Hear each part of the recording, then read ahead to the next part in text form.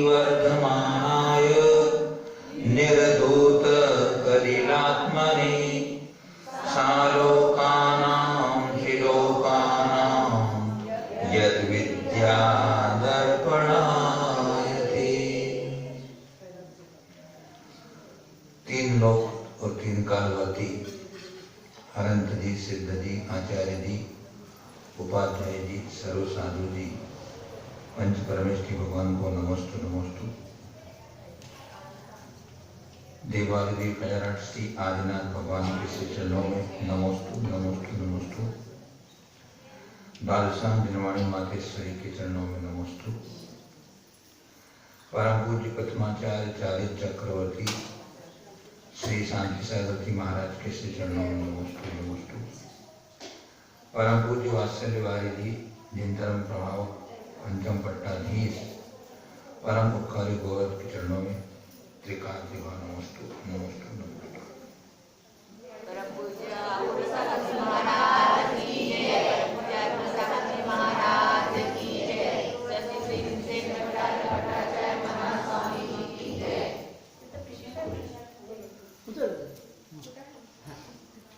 तीसरी सब पूर्ण निकाल जो पहले आया तो पहले पास, फिर जो बाद में आएगा ना उसको अपने पास में बिठाना। सुन भाई को नहीं, जाओ भाई को अपने पास बिठाना। वहाँ जेठानी को सासू बोलती है, जो बड़ी रहती है वो सासू। बोलिए आइए।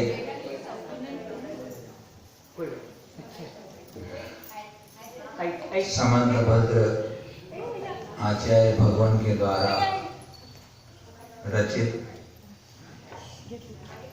रत्नकर्ण सावकाचार यहाँ अपन प्रारंभ कर रहे हैं। अपन सब मिलकर के यहाँ स्वाध्याय करते हैं। समंतभद्र आचार्य देव ने, जिन्होंने पाप रूपी कर्मों को नष्ट कर दिया है और जिनके केवल ज्ञान रूपी दर्पण में अलोकाकाश के साथ तीनों लोक प्रतिबिंबित हो रहे हैं, ऐसे श्री वर्तमान भगवान को उन्होंने नमस्कार किया है, प्रणाम किया है, वंदन किया है।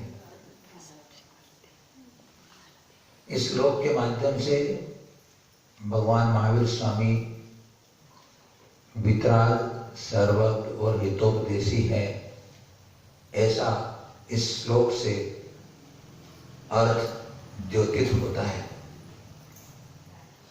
जो पहली पंक्ति में निर्धूत कलिलात्मने शब्द है, उस आत्मने शब्द का अर्थ होता है कि जिन्होंने अपने पापों को जिन्होंने नष्ट कर दिया है, ऐसा। और जो दूसरों के पापों को नष्ट करने वाले हैं, तो जिनके अपने पाप कर्म नष्ट हो गए हैं, इससे तो वितरागता गुण का कथन करते हैं। और दूसरों के पापों को नष्ट करने वाले हैं, इससे वो हितोपदेशिता गुण का प्रकट होता है। क्योंकि भगवान महावीर स्वामी की दिव्य देशना को सुनकर के, उनके तत्वोपदेश को सुनकर के भव्य जीव अपना कल्याण करते हैं, अपने कर्मों को नष्ट करते हैं, इसलिए वे दूसरों के कर्मों को नष्ट करने में निमित्त होते हैं, इसलिए वो हितोपदेशी भी कहलाते हैं। और नीचे की जो पंक्ति थी उनके सर्वज्ञ पने को बता रही थी। इस तरह वितराग, सर्वज्ञ, हितोपदेशी हमारे भगवान होते हैं। अभी किन्हीं जिज्ञासी को यह जिज्ञासा हुई कि घातिया कर्म हमारे गुणों का घात कैसे करते हैं। 4 घातिया कर्मों की अपन ने कल चर्चा की थी। ज्ञानावर्णी, दर्शनावर्णी, मोहिनी और अंतराय। ज्ञानावरणी कर्म शब्द ही अर्थ बता रहा है। आवरण, जो ज्ञान पर आवरण करे, ज्ञान न होने दे। जीव का स्वभाव जानना है, ज्ञान करना है, तो पूर्ण ज्ञान नहीं होने देता है। जब ज्ञानावरणी कर्म का पूरा नाश हो जाता है तो केवल ज्ञान प्रकट हो जाता है। तो केवल ज्ञान प्रकट होने पर जो आत्मा का गुण है वो पूर्ण प्रकट हो जाता है। जैसे अभी बादल जब हो जाते हैं तो सूर्य जो प्रकाशित होता है वो आच्छादित हो जाता है। तो जो बिना बादलों के जो प्रकाश था वो प्रकाश अब नहीं रहा है, आच्छादित हो गया, लेकिन थोड़ा थोड़ा प्रकाश आ रहा है। तो वो जिस प्रकार सूर्य पर बादल का आवरण हो जाने से पूर्ण प्रकाशित नहीं हो रहा है, उसी प्रकार हमारी आत्मा का स्वभाव ज्ञान स्वभाव है, केवल ज्ञान स्वभाव है। और वो केवल ज्ञान स्वभाव इस ज्ञानावरणी कर्म के कारण ढका हुआ है। पूर्ण ढका हुआ नहीं है, ढका हुआ है। पूर्ण ढक जाए तो आत्मा का स्वभाव भी नष्ट हो जाता। जैसे बादल के ढक जाने पर भी प्रकाश कुछ आता है ना, कुछ गर्मी भी लगती है और कुछ प्रकाश भी आता है। तो ऐसे ही हमारे को जो मति ज्ञान, शुद्ध ज्ञान, अवधि ज्ञान, मन परे ज्ञान, ये चार ज्ञान जो सभी ज्ञान है वे कुछ प्रकट रहते हैं, पूर्ण प्रकट नहीं हो पा रहा है, इसलिए वो ज्ञान का आवरण कर रहा है। दूसरी बात क्या होती है, ज्ञानावरणी कर्म क्या है, उसमें क्षय क्षमता बनती है।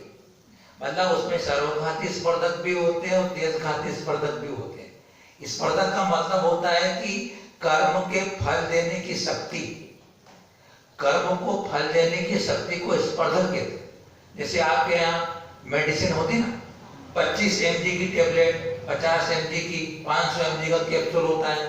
सर दर्द बहुत हो रहा हो, गर्मी को बुखार बहुत आ रहा हो, 500 mg का कैप्सूल खा लो, बोले 2 घंटे में खड़े हो जाएगा आदमी। तो 500 mg का बहुत पावरफुल कैप्सूल है। अब छोटे बच्चे को 500 mg का दे देगा तो राम नाम सत्य हो जाएगा। उसको 25 mg गोली, तो 25 mg की गोली कम पावर वाली और 50 mg 500 mg का फुल पावर वाला, तो सर्वघाती स्पर्धक फुल पावर वाले होते हैं और देशघाती स्पर्धक कम शक्ति वाले होते हैं। ऐसा जो शक्ति मतलब हमको कितना फल मिलेगा वो स्पर्धक बताता है। तो ज्ञान पर जितना आवरण ज्यादा होगा उतना ज्ञान नहीं होगा, और जितना ज्ञान का आवरण कम हो जाएगा उतना ज्ञान हो जाएगा। जैसे अभी टेबल अपने को दिख नहीं रही है, अगर मैं इसका इतना भाग खोल देता हूं, मानो कि इतना आपको टेबल दिख रही ना, जितनी दिख रही उतना आपको क्षयक्षम हो गया, इतना आपको ज्ञान हो रहा है। अगर पूरा ढक जाएगा तो ज्ञान नहीं हो रहा है। अभी वर्तमान में अपने को अवधि ज्ञान, मन पर ज्ञान नहीं हो रहा है, तो पूरा आवरण पड़ा हुआ है, ऐसे ज्ञान नहीं हो रहा है। अपने को मति ज्ञान है, आंख से देख रहे हैं, कान से सुन रहे हैं और शास्त्र का श्रवण मन से कर रहे हैं, तो कुछ ज्ञान जो खुला हुआ है, इसलिए अपने को ज्ञान हो रहा है, तो हो जाएगा क्षमिक ज्ञान। तो ज्ञानावरणी कर्म के लिए उदाहरण दिया कि किसी वस्तु पर अगर कपड़ा डाल देते हैं तो ज्ञान नहीं होता ना, ऐसा ज्ञानावरणी कर्म हमारे आत्मा के गुण को घातता है, इसलिए उसको घातीय कर्म का। दर्शनावरणी कर्म, जो दर्शन नहीं होने देता। बड़े बड़े मंत्री लोग होते हैं, राजा के पास एक बाहर पहरेदार खड़ा रहता है, तो आपको राजा के दर्शन होने नहीं देता है। या कोई बहुत बड़े, बहुत पहुंचे हुए कोई मुनिराज होते हैं, संत महात्मा होते हैं, आचार्य होते हैं, और कभी छोटे मोटे आदमी आप जाओ, नहीं राजा बंदे माए के दर्शन नहीं होंगे बोले, है ना। तो क्या हो गया, वो पहरेदार ने आपको दर्शन नहीं करने दिया। तो दर्शनावरणी कर्म आपको दर्शन नहीं होने देता है। और दर्शन नहीं होने देने का मतलब है कि जो वस्तु का सामान्य अवलोकन नहीं होने देता है। दर्शन का मतलब क्या हुआ, देखना अर्थ होता है ना, देखने का यहाँ अर्थ क्या लगाना, सबसे पहले हम सदमस्त जीवों को पहले दर्शनोपयोग होता है। हम पहले दर्शनोपयोग से वस्तु के अस्तित्व का ज्ञान करते हैं, और अस्तित्व का ज्ञान करने के बाद हमें ज्ञान होता है कि यह वस्तु यह है, वो हो जाता है ज्ञान।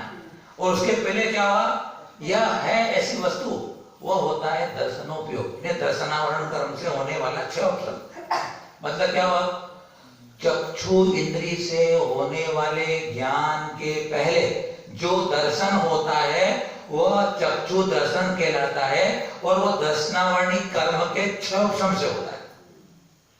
जिसका ज्यादा चक्षु दर्शनावर्णी कर्म का क्षयोक्षम होगा उसको बहुत दूर तक की चीज अच्छी दिखाई देगी, है ना।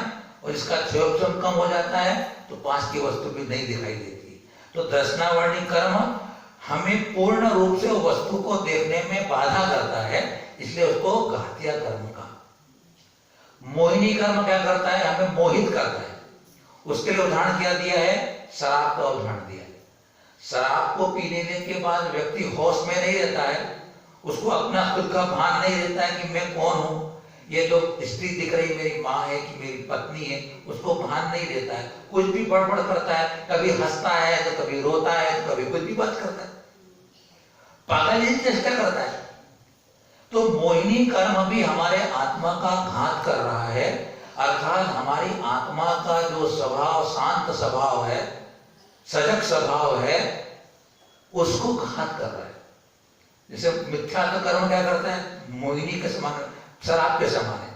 मिथ्यात्व के कारण हम क्या करते हैं? जो अपना नहीं है उसे अपना मानते हैं और जो अपना है उसे पराया मानते हैं। तो उस मोहिनी कर्म ने क्या करा? हमें पूरे गाफिल कर दिया, मोहित कर दिया, स्वमोहित कर दिया किसी व्यक्ति को। तो मोहिनी कर्म ने हमारे आत्मा को पूरा मोहित कर रखा है, इसलिए हम सही सही जान भी नहीं पा रहे हैं और श्रद्धा भी नहीं कर पा रहे, और कषाय के कारण हम अशांत हो रहे हैं। तो यह मोहिनी कर्म घात्य कर्म हुआ। अब अंतराय कर्म क्या है? वो अंतराय कर्म बाधा डालता है। क्या करता है? वो दान देने के भाव हो तो दान नहीं देने देता है, लाभ होना हो तो लाभ नहीं होता है। तो क्या करता है? वो भी हमारे ज्ञान, जो आत्मा का वीर्य गुण है, आत्मा के मुख्य 4 गुण है, ज्ञान, दर्शन, सुख और वीर्य। तो मोहिनी कर्म ने सुख को हमारा घात कर दिया। सच्चा सुख मोहिनी कर्म के जानने पर होगा। अभी हम जो सुख का अनुभव कर रहे हैं वो झूठा है, क्योंकि मोह से सहित है वो। इसलिए वो मोह के सहित होने के कारण हमारे सच्चे अनाकुल सुख स्वभाव वाले को उसने नष्ट कर दिया, इसलिए घाते कर्म है वो। और अंतराय कर्म ने हमारी शक्ति को आवरण कर रखा है ना। अंतराय बाधा डाल रहा है। हमारी आत्मा में अनंत शक्ति है। कितनी शक्ति? अनंत शक्ति है। लेकिन हम 1 घंटा पढ़ते हैं, 2 घंटे काम कर लेते हैं, थकान आ जाती है। क्या कारण?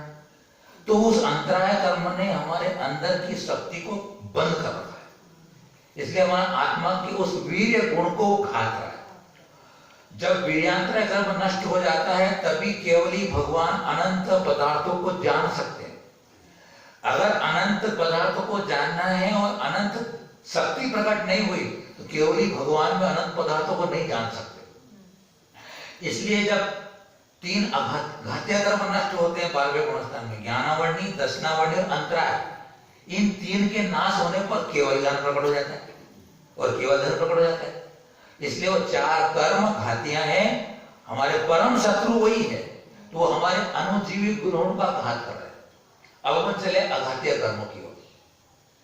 वेदनी कर्म हमारे अव्याबाद सुख का घात कर रहे हैं।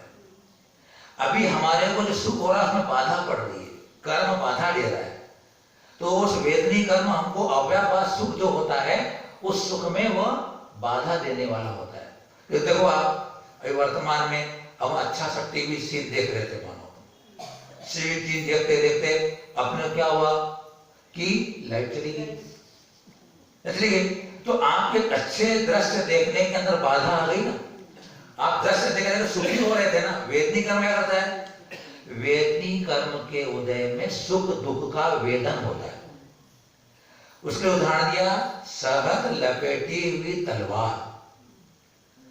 तलवार पर शहद लपेटी रहती ना, जब तक शहद का स्वाद आता है तब तक तो मीठा मीठा अच्छा लगता है, और उसी के खाने में अगर जरा सावधानी हो जाए और जबान कट जाए तो दुख हो जाता है।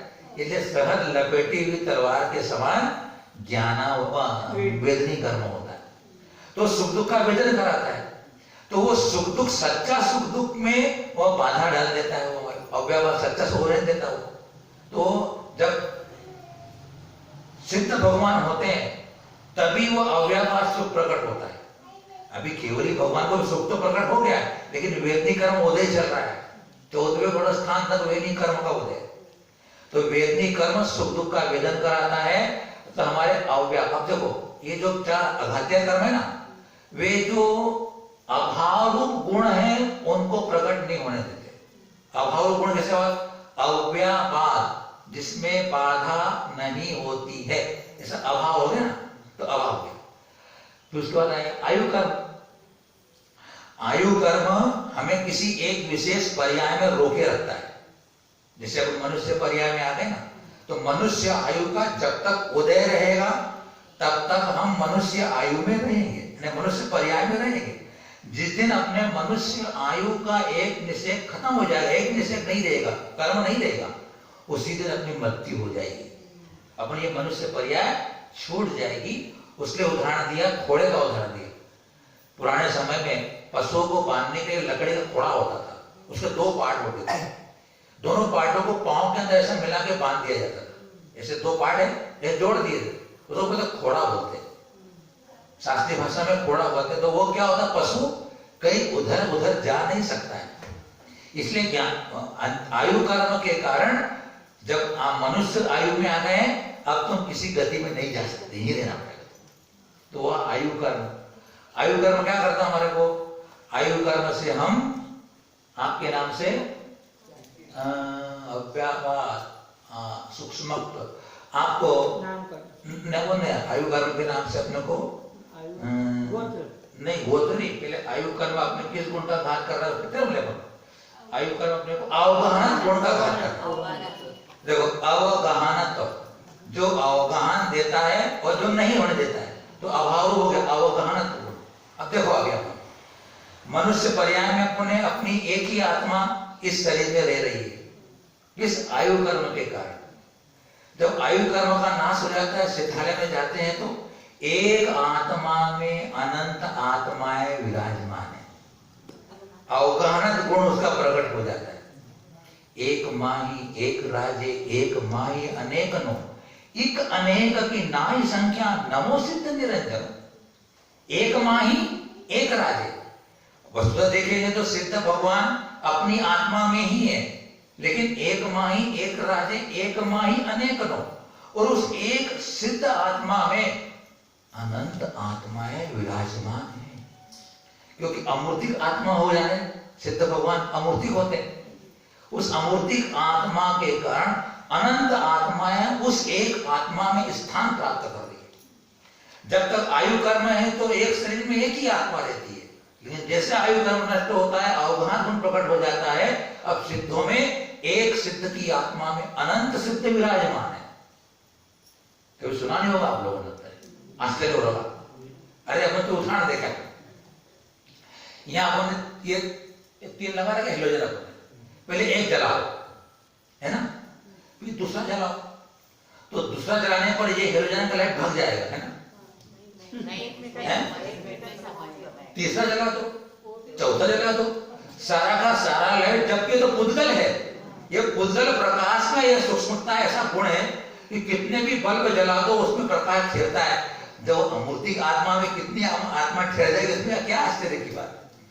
इसलिए वो अमूर्तिक आत्मा में एक आयु कर्म के नष्ट होने से अवगहन गुण प्रकट हो जाता है, फिर नाम कर्म से सूक्ष्म तो गुण प्रकट होता है। ऐसे कहते हैं अमूर्तिक पना, आप प्रतिजीवी अनुजीवी गुण प्रतिजीवी गुण का घात कर रहे हो, तो सूक्ष्म मतलब क्या होगा?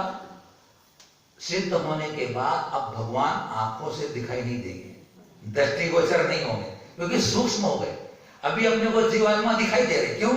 शरीर के साथ है, कर्म से बने हैं, पुद्गल से बने हैं, और पुद्गल मूर्तिक होता है। उस मूर्ति को देखने की ताकत नेत्रों में होती है, या 5 इंद्रियों के द्वारा मूर्ति को स्पर्श कर सकते हैं, सुन सकते हैं, पकड़ सकते हैं। सिद्ध भगवान अब हमको चक्षु इंद्रिय से नहीं दिखाई देंगे, इसलिए वो सूक्ष्म गुण को घात करता है। कौन? नहीं है, नाम कर्म। नाम कर्म ने हमारे आत्मा के सिद्धत्व गुण को, सूक्ष्मत्व गुण को घात कर। वेदनी कर्म ने अव्यापाद गुण को, आयु कर्म ने अवगहन गुण को, और नाम कर्म ने सूक्ष्मत्व गुण को घात रखा है। उसके बाद कौन सा रह गया? गोत्र कर्म। अगुर लघु गुण का घात करने वाला। गोत्र कर्म का काम क्या होता है? छोटे बड़े का व्यवहार होना, ऊंच नीच का व्यवहार होना, है ना? तो जो नीच गोत्र का इनको उदय होता है, अरे इनको चुना नहीं है, तो भैया हरिजन ने इसको चुना नहीं है। क्यों? उसको नीच गोत्र के उदय के कारण उसमें नीच पने का व्यवहार अपना हो रहा है। और जो उच्च गोत्र वाले होते, सम्मानीय, जिस कुल में दीक्षा लेने की सामर्थ्य होती है उसे उच्च कुल कहते हैं। बताइए शास्त्र की बात। जिस कुल में हम कितना सौभाग्य मिला है कि हम जिनेंद्र भगवान के काल शासन में होकर दीक्षा लेने की हमारे में सामर्थ्य है। अगर मनुष्य भी होते और किसी नीच कुल में उत्पन्न हो जाते तो हम जिन धर्म के दीक्षा लेने के अधिकारी भी नहीं होते। तो जहां उच्च आचरण होता है वह होता है उच्च गोत्र, और जहां नीच आचरण वाला होता है वो नीच गोत्र होता है। तो अगुर लघु गुण कुम्हार की तरह होता है। यानी कौन सा गुण? अपना गोत्र कर्म। कुम्हार छोटे बड़े घड़े बनाता है, इसी प्रकार गोत्र कर्म का काम ऊंच नीच करने का होता है। और नाम कर्म पेंटर की तरह होता है। नाम कर्म कैसा होता है? पेंटर। पेंटर देखो ना कितने तरह तरह के चित्र बनाता है, एक किसी व्यक्ति के अंदर कितने रंग भर देता है। तो नाम कर्म से जो अपने को शरीर सब मिला है ना, नाम कर्म से मिला है। किसी का गोरा है, किसी का काला है, किसी की नाक लंबी है, किसी की नाक चट्टी है, किसी की कान बड़े हैं, है ना, किसी का माथा बड़ा है, किसी की उंगली छोटी है। तो एक नाम कर्म तरह तरह से मनुष्य का शरीर का निर्माण कर रहा है। अब देखो आप, हाथी कितना बड़ा होता है, आंख छोटी सी होती, कौन कर रहा है? पेंटर कर रहा है, नाम कर्म कर रहा है। और पेंटर में ताकत होती है, वो कैसा कैसा चित्र बना देता है। तो नाम कर्म में तरह तरह के, बताओ कितनी तरह की मछलियां देखी आपने, है? कितने रंग बिरंगी, कितने चमकदार, कैसी मछलियां, कौन कर रहा है? एक नाम कर्म कर रहा है। तो नाम कर्म पेंटर की तरह, गोत्र कर्म अपना हो गया कुम्हार की तरह। इसलिए 4 कर्म घातियां हैं और 4 कर्म अघटियां हैं। इसलिए कर्मों को भी समझना बहुत जरूरी है। जितनी आत्मा को समझना जरूरी है उतना कर्मों को समझना जरूरी है। 4 कर्मों का नाश करने पर अनंत चतुष्टय प्रकट होता है, और अपने अनंत चतुष्टय की आराधना करने से कर्म नष्ट हो जाते हैं। अगर आत्मा को समझ लिया तो कर्म नष्ट हो जाएंगे, कर्मों को समझ लोगे तो आत्मा शुद्ध हो जाएगी, है ना? तो इनके प्रश्न से आप सबको आज कर्मों के बारे में सामान्य जानकारी मिल गई। यूं तो कर्म कांड है, आपने तो अभी छोटी सी चर्चा करी होगी। कभी 10-5 चतुर्मास करेंगे तो आपको पूरा कर्म कांड करा देंगे। 5 चतुर्मास 10-5 महीने बोलना था, मैं भी कहा हूँ। क्यों आप छप जाओगे क्या? ये तो जाने नहीं देंगे। तुम 10-5 चतुर्मास बोलोगे तो तुमको जाने नहीं देंगे। मैं इनकी तरफ से बोल रहा हूँ। अबे कुंभोज बाबू, बोलो फिर भी ठीक है। हमारे जब कुंभोज बाबू थे ना, तब उन्होंने जीव कांड भी कर लिया था और कर्म कांड भी कर लिया। कितने 10 महीने रहे वहाँ। 10 महीने। और धौला जी की भी 3 पुस्तक करी। तो ऐसा कि हमारे पास तो काम ही है, एक टाइम आहार करना, बाकी 3 टाइम सामाजिक करना, 2 टाइम प्रतिकोण करना, पढ़ो और पढ़ा। हम वहाँ पे कुंभोज बाबू दिन भर यही करते थे, कोई काम नहीं। वहाँ श्रावक भी और कोरोना भी चल रहा था, सुबह शाम तक पढ़े। चलिए बहुत अच्छा करेंगे। कर्म कांड बहुत बड़ा है, 900 गाथाएं हैं, और कर्मों को समझना जरूरी है। कि हम कर्म समझ लेते हैं तो हमारे संक्लेश बच जाते हैं। सारा खेल कर्मों का तो चल रहा है संसार में, उस कर्मों के नाश करने के लिए तो बढ़िया रत्नाकरण श्लोक का पढ़ रहे हैं। आइए आज का दूसरा श्लोक पढ़ते हैं। आपको कोई किसी प्रकार की चर्चा में कोई बात समझ में नहीं आई हो, पूछ सकते हो। अपन स्वाध्याय कर रहे हैं, अपन ज्ञान को एक माही एक राजे, राजे ने दिखते हैं, एक माही एक राजे, एक माही अनेक नो, अनेक नो,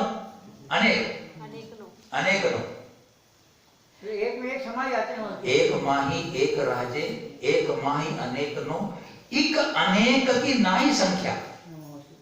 एक सिद्ध की अनेक की संख्या नहीं है, इक अनेक की नाई संख्या। नमो सिद्ध निरंजनो, देखो नमो सिद्ध निरंजनो। अभी अपन ने 8 कर्मों की चर्चा की और 8 कर्मों के नाश से 8 गुण प्रकट होते हैं। ज्ञानावर्णी कर्म से केवल ज्ञान, दर्शनावर्णी कर्म से केवल दर्शन, मोहिनी कर्म से सुख और अंतरा कर्म से वीर गुण प्रकट होता है। सिद्ध भगवान के इन 8 गुणों का जो चिंतन करता है, 8 गुणों को आधार बना करके विचार करता है, वह असंख्यात गुणी कर्मों की निर्जरा करता है। अगर तुम्हें कहा जाए कि सिद्धों का ध्यान करो तो करना क्या है आपको? अगर सामान्य बुद्धि वाले अगर आप लोग हो, सिर्फ इन 8 कर्मों से किन किन गुणों का नाश हो रहा है उसका विचार कर लो, आपने सिद्धों का ध्यान कर लिया। क्या करना है? ये 8 गुणों का चिंतन। और जितने महर्षि महामुनि हुए उन्होंने इन 8 गुणों का ही अवलंबन लेकर के सिद्धों का ध्यान किया। उनके पास इनका विशिष्ट ज्ञान होता है, उसमें बहुत गहरे में चले जाते हैं वो। सामान्य ज्ञान 8 कर्मों से 8 गुण प्रकट होते हैं आत्मा में। इतना भी आप विचार करते हो तो आपने सिद्धों का ध्यान किया। 100 माला फेरो और एक ध्यान करो। 100 माला फेरना और एक ध्यान करना। ध्यान में जितनी कर्मों की निजरा हो रही है, जितनी आत्मा विशुद्ध हो रही है, उतना 100 माला फेरने में नहीं। इसलिए मुक्ति ध्यान से होती है। इसलिए अपन जो स्वाध्याय जो कर रहे हैं एक ध्यान के लिए कर रहे हैं। अपन ने पहला श्लोक पढ़ लिया, मलाचरण का पढ़ लिया, उसमें विचार करो। उस श्लोक को लेकर विचार करो। नहीं आया तो 2 बार पढ़ लो, फिर आत्मा पे विचार करो, फिर भूल गए फिर देख लो, हाँ ऐसा है लिखा हुआ, अपन पढ़ो, स्मरण करो आप। तो 2-3 बार जब अपने मन से अब उसको चिंतन कर लोगे फिर आपको याद हो जाएगा, फिर उसका विचार कर लो। ये ध्यान है। और क्या है? ध्यान में क्या करना पड़ता है? फिर 2-3 बार देख लोगे ना, ये 2 पंक्ति तुम्हारे को माथे में लिखी लिखी मिलेगी। यहाँ पे नमः श्री वर्धमानाय नमो निर्धूत कैलात्मने सालोकनाथ। ऐसे आपको धर्म की बात सिखा रहे हो। ध्यान तो करते हैं घर में, और उनके किचन में कौन से डब्बे में कौन सी दाल कहाँ रखेंगे, मुझे बता देंगे, सब बता देंगी कि कौन वो। देखो यहाँ तक बच्चे का फोन आ जाए बहू का, देखो 3रे नंबर के डब्बे में ना उसमें उड़द की दाल रखी हुई है। तो देखो मालूम नहीं है सही की गलत है। तो ये महाराज दूसरी कहते हैं कि तुम्हारे बेटे की शादी में तुम्हारी सहेली ने कोई तुम्हारे बहू को गिफ्ट दी थी, 25 साल के बाद भी तुमको मालूम है कि मेरी बहू को उसने वो दी थी, उसके घर शादी होगी तो मैं भी उसको वही वाली चीज ला के दूंगी। हल्की साड़ी दी होगी तो मैं उसको हल्की साड़ी ला के दूंगी। पूछ रहे थे 25 साल पहले किसी का शादी में तो बता देगा कि नहीं। सही है महाराज जी। देखो आपकी उसमें रुचि है, उसमें आपका प्रति प्रीति है, आप उसमें बहुत डीप तक जाते हो, इसलिए आपको वो सब याद भी रह रहा है, उसके बारे में आप सजग भी रहते हो। और इसके और रुचि लग जाए, इसके प्रति प्रीति हो जाए, तो फिर आपको ये भी वो इसी जगह लग जाएगा, उसमें आप रुझान नहीं जाएगा, इसमें जाएगा। तो आइए अब यहाँ नमस्कारानंतरम किम कर्तुम लग्नो भावान इतिहा।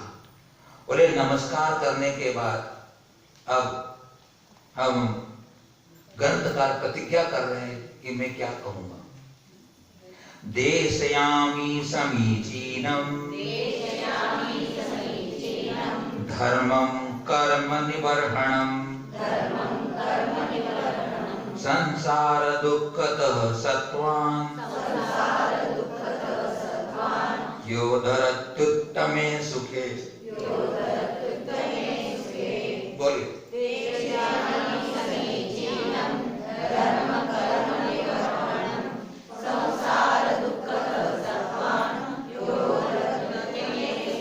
और धर्मम में बिंदी है, अगर नहीं दिख रही हो तो ठीक करो उसको। देशयामि समीचीनम धर्मम कर्म निबर्हणम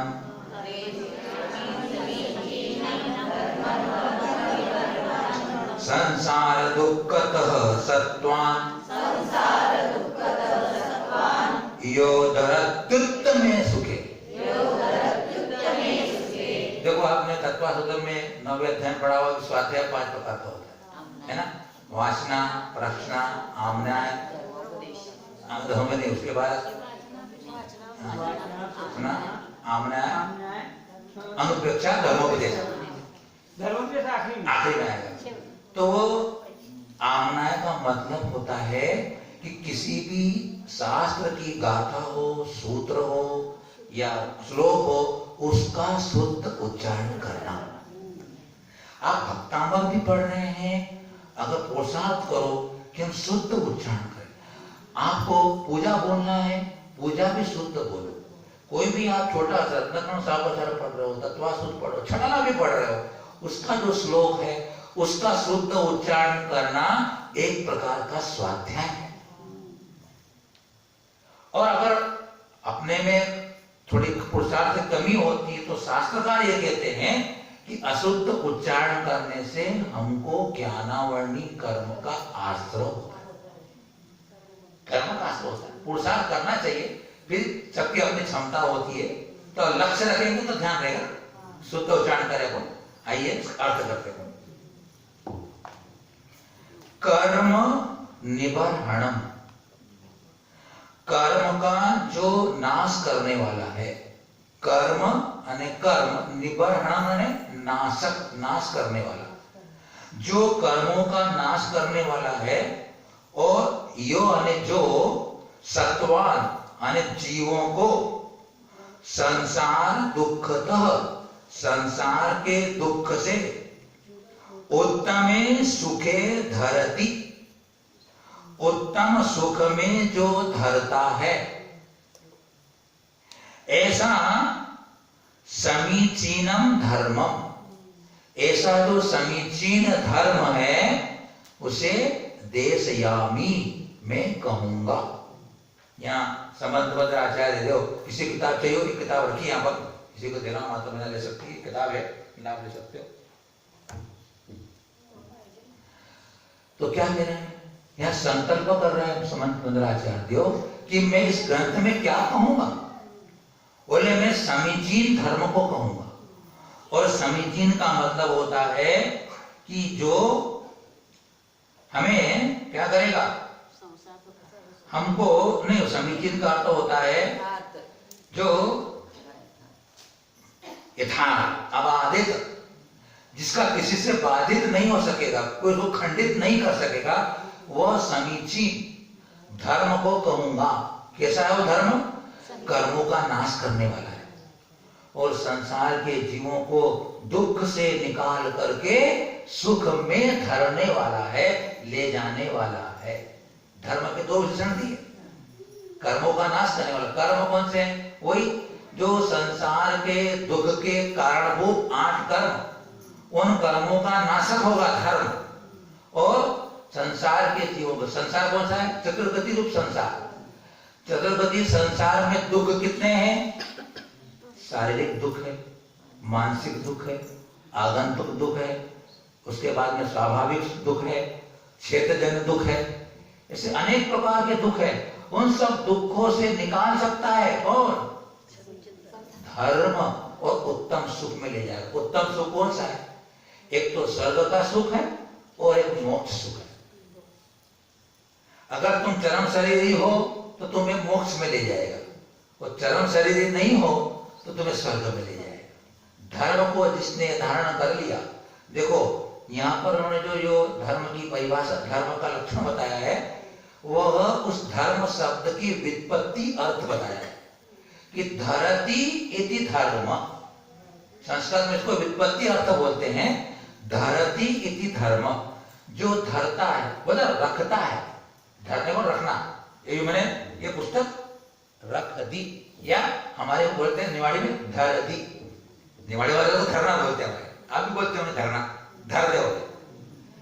तो उत्तम सुख में जो धरता है, हाँ, और ठेवा मतलब यहाँ करते अर्थ में क्या बोले, मतलब ठेवा करते अर्थ में। देखो धर्म वही होगा जो हमारे कर्मों का नाश कर सकता है और जो दुखों से बचाएगा। जिस आचरण से अगर हमें दुख हो रहा हो, वो धर्म कैसे हो सकता है? वो धर्म नहीं हो सकता है। आइए इस विपत्ति पर अर्थ के माध्यम से हमें वो ये कहना चाहते हैं कि तुम्हें वह, और देखो हमें धर्म का अनुष्ठान करना है, कोई भी इच्छा से नहीं करना। यहाँ धर्म जो आपको उत्तम सुख में ले जाने वाला धर्म कौन सा हो? अपेक्षा रही। धर्म के बदले मुझे कोई सांसारिक वस्तु की प्राप्ति हो ऐसा समझ करके धर्म नहीं करना। करते हैं तो उसे छोड़ना। होता है, संसारी जीव है, सब दुखी है, कोई तन दुखी, कोई मन दुखी, कोई धन दुखी, कई दुख है। तो अब कोई धर्म का काम करते हैं, उसके बदले में कोई अगर चाहते हैं तो हमारे आचार्य कहते हैं कि तुमको कोई इच्छा करने की जरूरत नहीं है, तुम्हें वो सतत देगा, अपने आप मिलेगा, तुमको मांगने की जरूरत नहीं है। तुम तो सिर्फ अपना कर्तव्य का पालन करो। तुम तो भगवान के आदेश दिया है कि तुम धर्म का आचरण करो, श्रावक हो तो आप करो, आपको सुनिश्चित मिलेगा, बिना मांगे मिलेगा। देखो, किसान खेती करता है, खेती करता है तो धान्य के लिए ही तो खेती करता है। अब वो धान्य के लिए ही खेती करता है, लेकिन बदले में उसे जो कुछ भी घास वगैरह होता है अपने आप मिल जाता है, मिल जाता है। तो मोक्ष तो लक्ष्य है अपना। मैंने यह धर्म का अनुष्ठान क्यों किया? मुझे कर्मों की निद्रा करना है, मुझे कर्मों का नाश करना है, मुझे मोक्ष प्राप्त करना है, मेरे स्वाभाविक सुख की प्राप्ति करना है। अगर आपने यह ध्येय बना करके, लक्ष्य बना करके अगर आपने एक पैसा भी दान में दिया है तो एक पैसा का दान तुम्हें स्वर्ग और मोक्ष में ले जाने की ताकत रखता है। आपको किसी को मांगने की जरूरत नहीं है।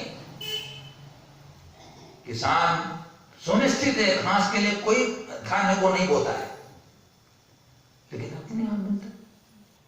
तो इसलिए वो धर्म ऐसा धारण करें जो हमें मानो कि बहुत जल्दी मुक्ति करा दे। हम संसार में भ्रमण क्यों कर रहे हैं? सच्चे धर्म को हम आज तक स्वीकार नहीं कर पाए, सच्चा धर्म आज तक अंगीकार नहीं कर पाए।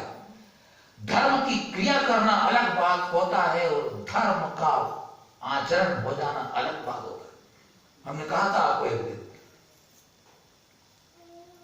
धार्मिक लोग बहुत हो सकते हैं, धर्मात्मा बहुत कम हो सकते हैं। धार्मिक बहुत होते हैं, फिर जिंदगी जैसी जैसी होनहार होती जैसा जैसा भवितव्य होता है, उसका जगह भविष्य खराब होना होगा तो उसका वो क्या करोगे? कितना भी कर ले बेचारा हो, भविष्य खराब होने होगा तो क्या करेगा?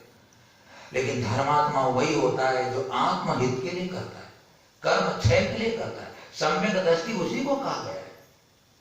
वो पुण्य के फल में आसक्त नहीं होता है और पुण्य के फल की इच्छा नहीं करता है। पुण्य की सारी क्रियाएं करता है। आप दान देते हो, आप पूजा करते हो, आप अभिषेक करते हो, आप स्वाध्याय कर रहे हो, आप भगवान का नाम लेते हो, आप यहाँ दीप आराधना कर रहे हो, भगवान का स्तोत्र कर रहे हो, गुरु को वंदन करते हो, किसी कीर्ति को बचा लिया, आप किसी की सेवा करते हो, परोपकार करते हो, वृत्ति करते हो। आप यह सब आप जो कर रहे हो वह सब धर्म का अनुष्ठान होकर के भी दिखावे के लिए अगर हो रहा है तो वह प्रदर्शन होगा, दर्शन नहीं होगा।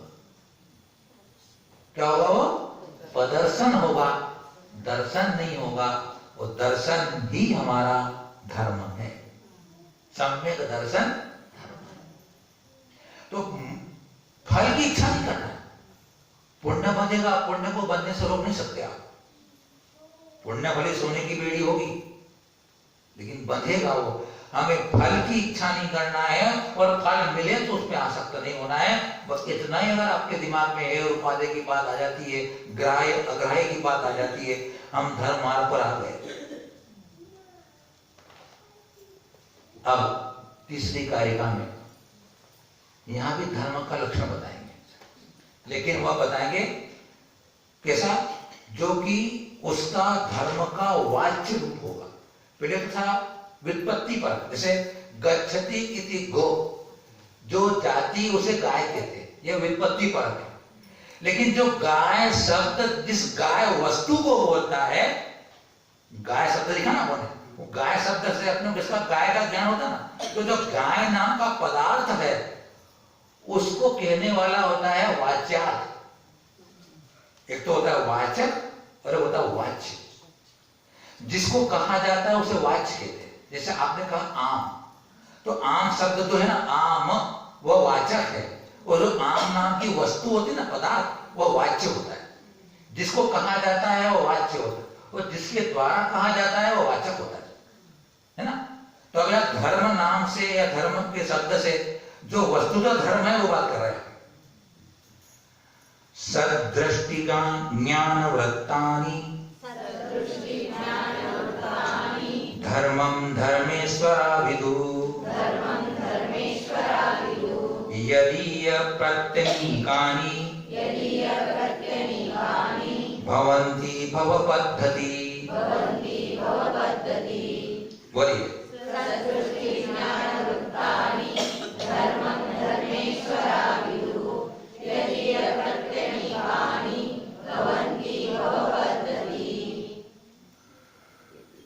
धर्मेश्वरा, जो धर्म के ईश्वर है, धर्म के स्वामी हैं, कौन होते हैं? या तो तीर्थंकर होते हैं या गणधर होते हैं। क्योंकि ये तो धर्म का आराधन कर चुके।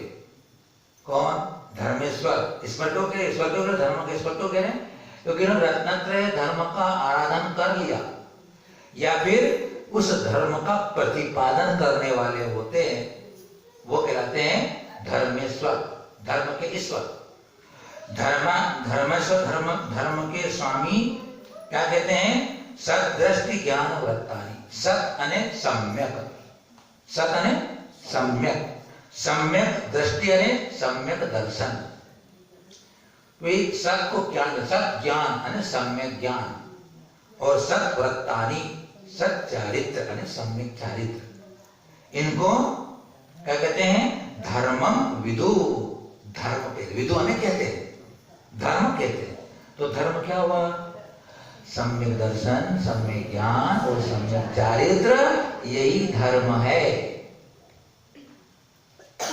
अब बात कह रहे हैं कि यदि प्रत्यनीकानि, यदि अने यदि, यदि अने ये या इनके, प्रत्यनीकानि अने विपरीत, प्रत्यय अने उसके विरोधी, उल्टे। यदि अने इनके, इनके मतलब सम्यक दर्शन, सम्यक ज्ञान, सम्यक चारित्र, इनके जो उल्टे, इनके जो विपरीत क्या होते हैं? भव पद्धति भवंती। भव अने संसार, पद्धति अने कारण, जो संसार के कारण भवती अने होते। मतलब क्या हुआ? मिथ्या दर्शन, मिथ्या ज्ञान, मिथ्या चारित्र, ये संसार के कारण है, ये संसार में ले जाने वाले हैं।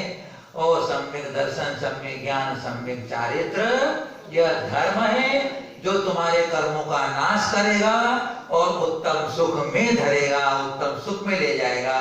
धर्म यह है। तो ये वाच्यार्थ हुआ। और धर्म आत्मा का स्वभाव है।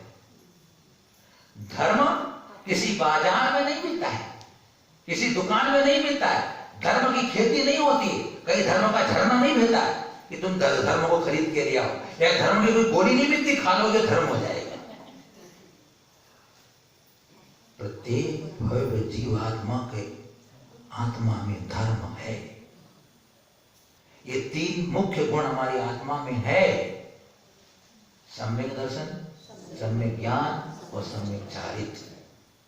ये हमारे को बताया गया है। तो हमारी हर आत्मा में गुण है, सिर्फ प्रकट करना है। क्या करना है? प्रकट करना है। और आप क्या कर रहे हैं? हम गलती क्या कर रहे हैं अनादिकाल से? हम मंदिरों में धर्म खोज रहे हैं। हम धर्म कहां खोज रहे हैं? मंदिर में खोज रहे हैं, तीर्थ यात्रा में खोज रहे हैं, सम्य शिखर में खोज रहे हैं, है ना? तो महाराज जी आप क्या बात कर रहे हो? रोज तो बोलते हो कि दर्शन करने आया करो, बोले मंदिर में, बोले अरे सम्य शिखर की जितनी यात्रा नहीं करी हो यात्रा कर लो, बोले हैं? दोस्त तो तुम प्रेरणा देते हो, आज उल्टी बात कर रहे हो, बोले कि मंदिर में धर्म खोज रहे। मंदिर मंदिर में धर्म नहीं है। मंदिर जाकर के अपने अंदर धर्म है उसको खोज रहा है। मंदिर जाकर, तीर्थ यात्रा जाकर, किसी का उपकार करके, किसी की सेवा करके, किसी को दान दे करके, अपने अंदर जो एक दया नाम का गुण है, अपने अंदर सम्यक दर्शन नाम का गुण है, अपने सम्यक चारित्र गुण है, उसको प्रकट करना, ये साधन है। साध्य क्या है? सम्यक दर्शन, सम्यक ज्ञान, सम्यक चारित्र मेरे अंदर है। मैं भगवान जिनेंद्र के दर्शन करता हूँ, भाव से करता हूँ, भक्ति से करता हूँ, भक्ति से नमन करता हूँ। उनकी भक्ति करने से मेरे अंदर का मिथ्यात्व नाम का जो कर्म है वो दूर हो जाता है। इसलिए मैं भगवान के दर्शन करने आता हूँ, जिससे मेरा सम्यक दर्शन नाम का गुण मेरा प्रकट हो। भगवान तो वितरागी हो गए। आप दर्शन करने नहीं आओगे तो भी आपको श्राप देने वाले नहीं है। और आप इनकी रोज भक्ति भी करोगे, गीत भी गाओगे, नाचोगे भी, गाओगे, पूजी सेवा भी करोगे, तो तुमको कोई आशीर्वाद देने वाले भी नहीं है। लेकिन मजे की बात ये ध्यान रखना कि जो इनके पास आत्म कल्याण करने के लिए आएगा वो उसका कल्याण कर देते हैं, सुनिश्चित है। क्यों करते हैं? ये निमित्त बनते हैं। आप घर में बैठकर सम्यक दर्शन नहीं कर सकते। अगर घर में बैठकर सम्यक दर्शन होता, शास्त्रकार यह नहीं लिखते कि भगवान जिनेंद्र के दर्शन करने से सम्यक दर्शन होता। यहाँ पे आकर के आपके भावों की विशुद्धि होती है, यहाँ के परमाणु पवित्र होते हैं, यहाँ हमेशा 24 घंटे भगवान की भजन, गीत, अच्छे अच्छे पवित्र मंत्रों का उच्चारण होता रहता है। तो यहाँ पर आपकी चेतना पर उसका प्रभाव पड़ता है, आपके भाव में प्रभाव पड़ता है। उस प्रभाव से आपके अंदर मोह जाता है, कसाय जाती है, शांति आती है, आपको भगवान की ओर सत्य देव सार गुरु के प्रति प्रीति हो जाती है। आपको सत्य देव सार गुरु के प्रति प्रीति हो गई है। किसी आपको प्रीति लगे, सुबह भी आओगे, दोपहर को भी आओगे, 8 जने जाओगे, फिर प्रवचन में चलो, फिर शाम को चलो महाराज के पास। क्यों? आपको प्रीति हो गई। क्यों प्रीति हो गई? क्योंकि आपको अपने से प्रीति हो गई। आपको जब तक अपनी आत्मा का भला करने का मन नहीं बनेगा, जब तक मेरी आत्मा को दुखों से छुड़ाना ऐसा मन नहीं बनेगा, तब तक आप इस श्री जी के दरबार में नहीं आओगे। जिसने अपने आप को दुखी समझ लिया कि मैं बहुत दुखी हो रहा हूं, मैं सुख का साधन जहां मिलेगा वहां जाऊं, तो वहां कदम दौड़ते चले जाते हैं, क्योंकि अब आपको अपने से प्रीति हो गई। इनसे प्रीति क्यों करना है? इनसे प्रीति करके अपने से प्रीति हो जाए, इनसे प्रतीति करना है, इनसे भक्ति करना है, इनसे प्रेम करना है।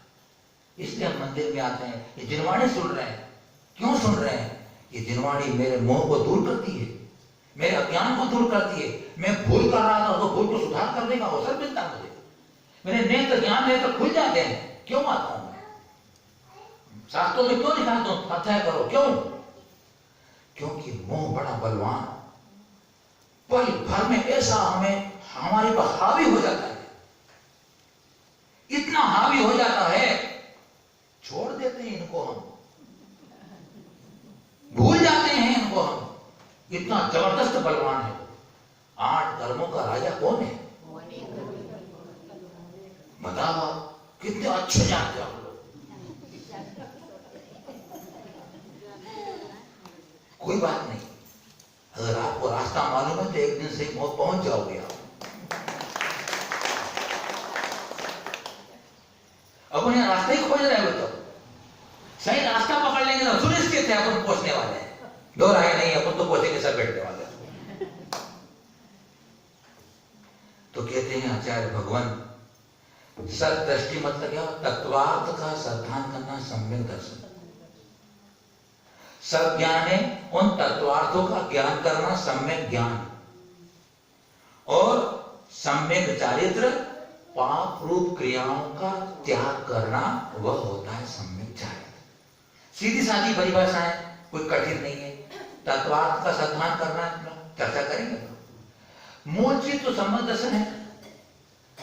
सम्यक दर्शन की अगर नींव आपकी मजबूत है तो आप कितने से बड़ा बड़ा 10-20 मंजिला मकान खड़ा कर लो।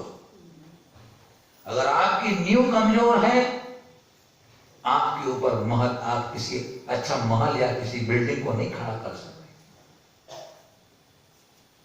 एक व्यक्ति था, वह अपना 3 मंजिला मकान बनाने के लिए प्लाट खरीदा और काम शुरू किया। उसने सीमेंट लिया है, ईंट लिया है, सब कंक्रीट लिया है, सब लिया है और उसने मकान बनाना शुरू कर दिया।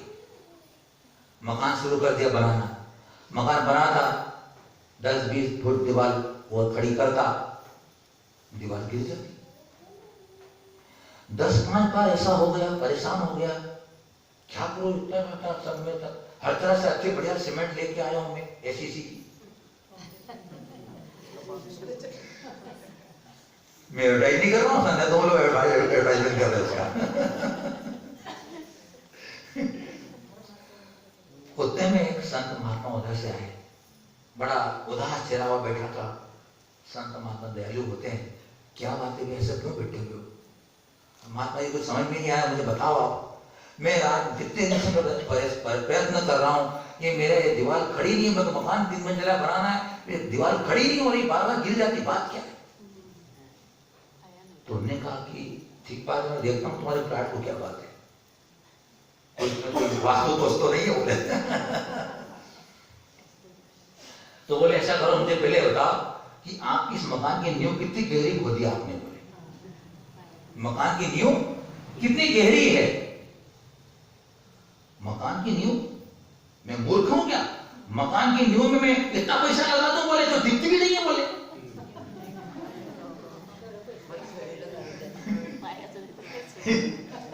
अब मुझे बताओ, जो पैसा बचाने के लिए नींव तो दिखती नहीं है, नींव दिखती नहीं, मैं पैसा क्यों खर्च करूं? तो बोले तेरा मकान कभी जिंदगी में नहीं बनने वाला। जो नींव के पत्थर होते हैं वो दिखते नहीं है, लेकिन उसी पर इमारत खड़ी हुई होती है। मेरा आचरण आपको दिख जाएगा, लेकिन मेरा सम्यक दर्शन किसी को नहीं दिखने वाला है। सम्यक दर्शन मेरे अंदर की चीज है, बहुत सूक्ष्म पदार्थ है, सिर्फ केवल ही जान सकते हैं कि सम्यक दर्शन है कि नहीं है, अवधि ज्ञान ही जान सकता है, लेकिन मेरे आचरण को आप देख सकते हो कि मेरा आचरण कैसा है। तो सम्यक दर्शन की धरा पर मेरा अगर चरित्र का भवन खड़ा होगा तो कभी गिरेगा नहीं। और सम्यक दर्शन के अभाव मेरा चरित्र देख लीजिए आप कि 9वें केवल तक ही जा पाता है वो अभय मिथ्या दृष्टि जीव, कितना तपस्या करता है, कितनी बड़ी साधना करता है, लेकिन उसका मार्ग गिर जाता है। अभय मिथ्या दृष्टि को सम्यक दर्शन कभी नहीं होता है, ना हो सकता है। उसका इस कदर का तपस्या होता है, इस तरह का चरित्र होता है कि उसको सुई चुभा दिया जाए हजारों तो भी वो हिले नहीं, अभी भी जीव। कोई विद्वान तो कहते हैं कि मिर्ची काट करके मसाला भरते हो ना आप लोग, अचार बनाते हो तक हैं, खाते हो साल भर तक।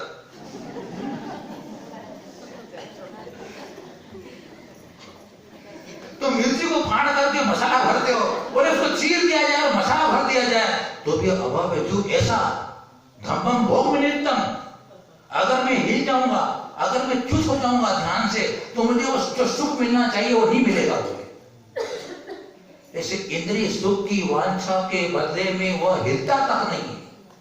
धम्मम भोग निमित्तम, वो धर्म भोग के लिए कर रहा है, क्योंकि वो मिथ्या दृष्टि है, अभव्य जीव है। लेकिन सम्यक दृष्टि जीव कभी भी धर्म भोग के लिए नहीं करता है।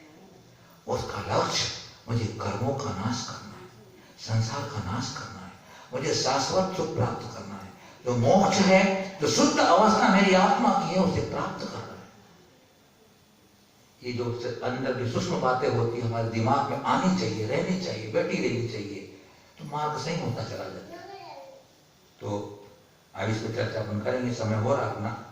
धर्म थोड़ा समझेंगे, धर्म को समझना बहुत जरूरी है। तो धर्म को थोड़ी थोड़ी चर्चा करके कि अपन इस अधिकार में 41 कारिकाएं हैं सम्यक दर्शन वाले में, 41 कारिकाओं से सम्यक दर्शन का वर्णन करेंगे।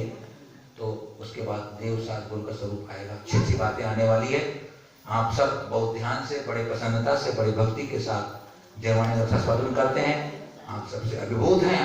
इसी तरह आप धर्म में रुचि लेते हुए आपका आत्म कल्याण हो। गुरुवर आचार्य वर्तमान संगति महाराज के आप सबको आशीर्वाद। ओम नमः।